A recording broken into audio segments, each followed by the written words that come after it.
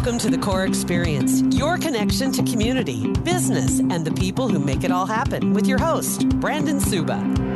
Hello, everybody, and welcome to the Core Experience. We are on season 3. I am your host, Brandon Suba, and I always talk about the amazing guests we have, and we go from bank topics to the nonprofits that we work with, and we really try to cover a lot of different good things that are going on in the community, going on with Omaha, and today it's the nonprofit one. So the guest that I have with us today is Stephanie Olson. She is the Chief Executive Officer and founder of the Set Me Free Project. It's a nonprofit organization whose mission is to bring prevention education to youth and families to stop human trafficking before it starts. Their curriculum is informative, interactive, flexible, and reaching students from K to the 12th grade. And I will say, I've seen you present just as a natural presenter at a Rotary, which I am now part of. I guess we are now we're in Rotary together. Siblings, I guess. And you are a phenomenal speaker. Thank you. And I can only imagine that with your passion towards that, if even an ounce of that passion is in Set Me Free, which I believe it is, a phenomenal organization. Thank you. Phenomenal organization. I appreciate that. And the reason that we've chose to have you on the podcast is Core Bank honored the Set Me Free Project with a Community Impact Award in December. There was a monetary gift, but it helped deliver curriculum to 7,000 individuals. In Omaha alone. We really appreciate the support. That's huge. Good. Yeah, well, thank you. I have 2 daughters, and I'm 40. So as I've gotten older in my age, I have seen the challenges and the real reality of human trafficking. And I will tell you, there are times that I'm pretty angry about it. It's just, it's gross. It's so sad. And so I'm excited to hear your story and hear a little bit more about your passion behind this. So why don't you tell us a little bit about yourself and how you got here? Well, I started this organization really because I saw some of the things that were happening. I'm a survivor of sexual and domestic violence, not of human trafficking, but all of that is so tightly linked. And when my kids were younger and in school, still have one in school, but at the time when my kids were younger and in that prime school age, when I found out what human trafficking actually was, because I had the idea of the movie Taken in my mind, to girls go off to Europe by themselves and get kidnapped and sold into the sex trade. When I found out that's not what it looked like at all in Omaha or, really America at all, I thought, wow, why are my kids not learning this information? Why am I not learning it as a parent? And that's really how we began. We started talking to a couple of amazing educators, and that was it. I think it's interesting that you bring up, why are my kids not learning this? And you and I definitely were in the era of you don't talk about it. Right. Like just whatever it is, we're going to shelter you. And I love, and I don't know if it's social media, if it's just media in general, but I do love that there's a little more exposure that younger kids are getting. And a prime example is, there's a few wars going on, and I like to have the news on because I'm also at that age. And there are times when my wife will come down and it'll be talking about the war. She's like, well, turn that off. And there's a piece, right? I've got a 5-year-old, so I don't want her like watching all that stuff. But there is a piece you need to know the world is real and these things happen. So true. And that's why we start in kindergarten, because now we don't talk about human trafficking per se in kindergarten, but we start that conversation about healthy versus unhealthy relationships and consent and empathy and trustworthy person, because the reality is, I think, and you're right, social media is a big part of that. With social media, the things that our kids have access to is happening at very young ages. And we always say, when you have access to the world has access to you. So you've got to be ready. I like that. Yeah. So where are you guys located here in town? So we are located everywhere. We are remote. We work out of our homes, but we are actually a national organization. And so we have reach. In fact, we just recently last sold our curriculum to an amazing organization in New Jersey. Wow. So we are everywhere, but we do work out of our home. And our home office is Omaha, because that's where we began. Yeah. We'll quote that. Yeah, home office. Oh, that's wonderful. That's such a big organization. So how do people get the education material? So we love a couple of things. So we used to always be the ones who went in person. That was what we did. And then there was this little thing, I don't know if you had heard about it, but it was called a pandemic. Have you? Yeah. I think. Yeah. I saw it. It went so quick. So. I know. You probably may have seen it on the news once or twice. But yeah, so COVID hit and that turned our world upside down and we went digital. But what we realized very quickly after schools started going back to hybrid and then back to in person, kids were different. Yeah. And teachers were leaving on a mass exodus. Schools weren't the same. Kiddos were really struggling. And we thought, gosh, we've really got to reach more youth than we can just in person. Sure. And we've got to get more information to youth. So what we decided to do is package our curriculum, get it in the hands of social workers and counselors, and train them and other adults how to facilitate this to youth. So both schools, youth serving organizations, any community members that really could serve youth in that way. Because then we can reach more youth, but we can also, because all we do is prevention education, we can expand our curriculum to really hit the needs of youth and talk about those things, not just human trafficking, but social media safety, healthy relationships, and then start to address mental health issues and trauma and suicidality. All of those things we can really start to expand to what those youth really need to hear.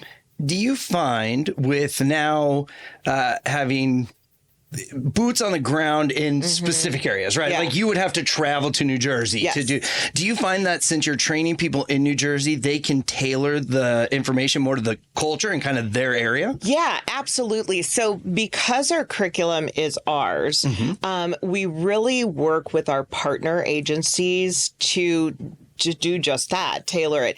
And it's not a script, so they can really talk in a way to their communities that makes sense to their communities. And one of the things we do that I think is different than a lot of curriculum providing organizations is when we provide the curriculum, we actually partner with those organizations and schools. So we support them for that entire year that they have the curriculum. So we are available for, if they wanted to do a webinar with us, I mean, we're there. We are available to answer questions, to help them with any disclosures from youth or whatever, or technical issues, whatever it may be. That's what we're there for. And then they just have to recertify to get consistently updated curriculum, and it's a long-term partnership as opposed to just, hey, here's our curriculum, good luck. And then we do extensive training with those facilitators so that they really do know what they're talking about. Is word of mouth pretty popular? Word of mouth is everything. I'm just thinking like an inspired counselor, in Arizona, and then it's like, well, everybody needs this. That's what's so interesting. When we started doing the in-person, we reached out one time, sent out one mass email to 2 school districts, and for about 6 years, never reached out to anyone. It all came in. Wow. We started to do outreach when we changed our model, when we started selling our curriculum. But now the same thing's starting to happen. We are getting requests from all over the nation. And it's so interesting to see because it'll be, oh, so-and-so told us about this. And we're like, we have no idea who so-and-so is, but thank you so much. That's awesome. So yeah, it's just starting to happen again. And I think that's the best kind of advertising. I agree. I'm big on referral marketing. I talk about it all the time on my other podcast. And it really is word of mouth. And that's even something I'm trying to put a focus on at the bank is, yes, banks need deposits. I don't know if you knew this, but that's kind of the focus. I have heard the rumor. And it's so funny because I'm really focusing a lot on who we have currently and just making their experience so great, because if someone's going to complain, if someone's going to switch banks, it's when they're mad at their bank currently. Totally. It's usually about a week or so window period. And it's your friends that are like, oh my gosh, well, I have a Brandon over at Core. So I have to tell you, I became a Core Bank customer back in the day after the whole PPP loan fiasco. Yes. Yep. And I had a bank that was not treating me very well, and had a friend who said, you need to call so-and-so at Core Bank. And that was it. You're exactly right. So that's where I know the power of word of mouth. Right. And that's my focus here locally is just when you have that opportunity, I want to be top of mind. And you're a little different because you're bringing this quality. And again, I think it's a topic that people know exists. They want to deal with it. But how, right? It's kind of the weird talk. Most people know it exists. Well, that's want to deal with it. So what are some of the goals for 2024 as we're already past the first quarter? Great question. Well, 2024 is really important. One of the things we're doing, and I'm super excited about this, is because we have gone into a national presence. And we had been Midwest serving for a very long time, but this is new, going, coast to coast as I hit my mic. But so because of that, we are really revitalizing our board of directors to also go national. So we've got an amazing board now that is from all over the nation who can really, and from industries that are represented. So we've got hotelier. Not sure if that's what you say, but I don't know. Yeah, you're good at wordsmithing. I like that. I think that is actually a real word, but I don't know what to call him. So that's what he is. But he is also from Honduras, and so there's opportunity to go global as well. Wow. But somebody in transportation, somebody in. So we've got all of that. It's been really exciting. What are one of your personal? Because I think you're a pretty cool person. Aw, what is one of your personal big achievements that you've had in the last few years? Yeah. Okay. That's a good question. I am about to graduate my baby out of, this is probably not what you're talking about, but my baby is a senior and he is graduating. So that's my biggest achievement right now. Yes, it is. That's a slam dunk. Yeah. But personally, what I would say is I think my biggest achievement, because as a CEO and a leader, my goal is to raise up leaders and to make sure that the individuals that are working at the Set Me Free Project are going to be better than I am. Wow. That's my goal. And so right now I've got this incredible staff that allows me to be able to go and speak nationally at conferences and do those things. So they're essentially running the day-to-day of the organization. So I can do what I do best and be a visionary and speak and those kind of things. So I think that's my biggest achievement right now is my amazing people that are 10 times better than I am. I don't think everybody always sees a nonprofit as like a business model. Right. But to me, it's more business modeling than anything. I mean, it should be. If you have a good, here's what I will tell you. If you don't have that, you don't have a quality sustaining nonprofit. Mm-hmm. So you've been able to work on the business enough to set yourself up for success. Yeah. You get to keep doing what you love doing and need to be, because as I said, you're a great speaker, but then you can leave and know back home is still running smooth and remotely too, right? You're doing all this. I know with a team that's remote. That's a good challenge. It's really great, and I think that is truly should be the goal of every leader in any business. Not all those people are leaders, and I think that is so true. That's why if you're a leader, right? Yep. Then you get that. Otherwise, you're just a micromanager. We're not naming names. No, not at all. No, we're really not. But we all know. We all know those types. Right. So, what has been a challenge? Now, you've mentioned COVID a couple times. Obviously, the pandemic. It looks like you ironed all those out. What's kind of a more recent challenge? This is going to sound very cliche for a nonprofit, but I think the biggest challenge we face is that prevention's hard to prove, to have outcomes, to have data. And I will tell you, prevention is not sexy. And so when it comes to funding and people really understanding, oh my gosh, yes, we want this to be our mission too, that's a challenge. And 1 to 2% of trafficked individuals are recovered and restored. Only 1 to 2%. Wow. And our mission is to stop human trafficking before it starts. But I can't say, and yes, we have stopped this many people from being trafficked. Obviously, I can't say that. And what I also know is that until it hits home, sometimes it doesn't hit home. And we have a tendency, for lack of a better word, to want to, in America, I think, to want to save people. Yeah. And that is what I see a lot. I call it kind of the savior complex in wanting to help people. We don't think of it from a prevention standpoint. And so that's our biggest challenge.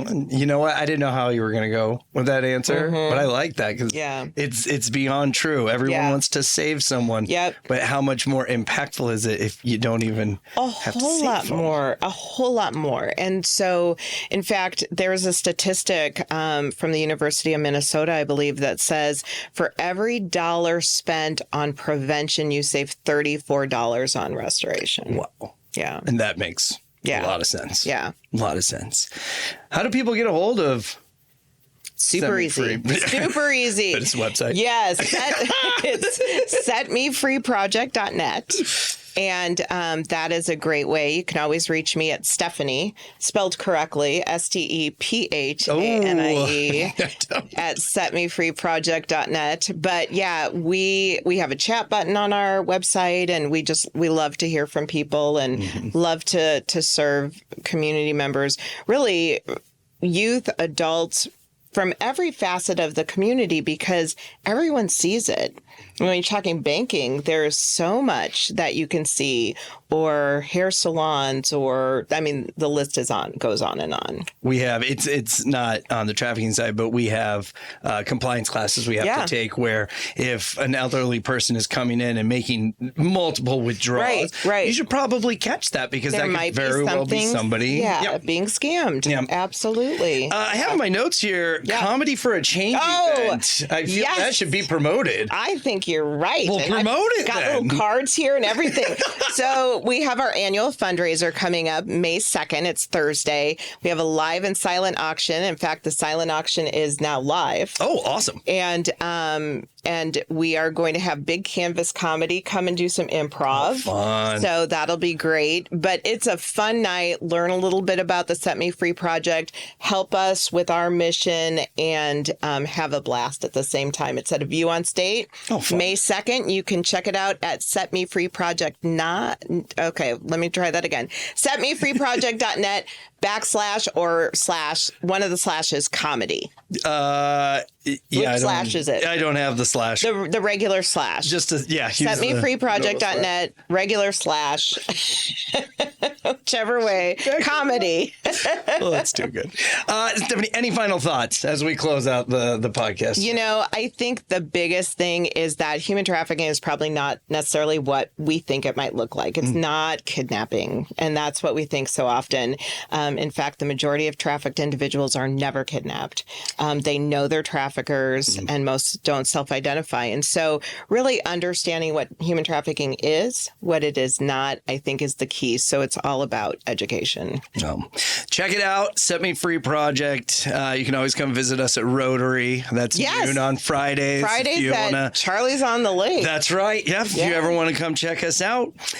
But for more information on the Core Experience podcast, you can always go to corebank.com/ the regular slash podcast, or you can email coreexperience@corebank.com. Stephanie, thank you so much for your time today. This was fun.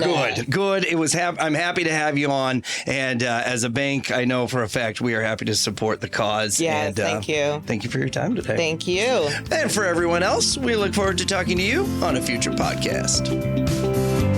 Thank you for listening to The Core Experience, your connection to community, business, and the people who make it all happen. For more details, go to corebank.com/podcast or email coreexperience@corebank.com. Brought to you by Core Bank, member FDIC.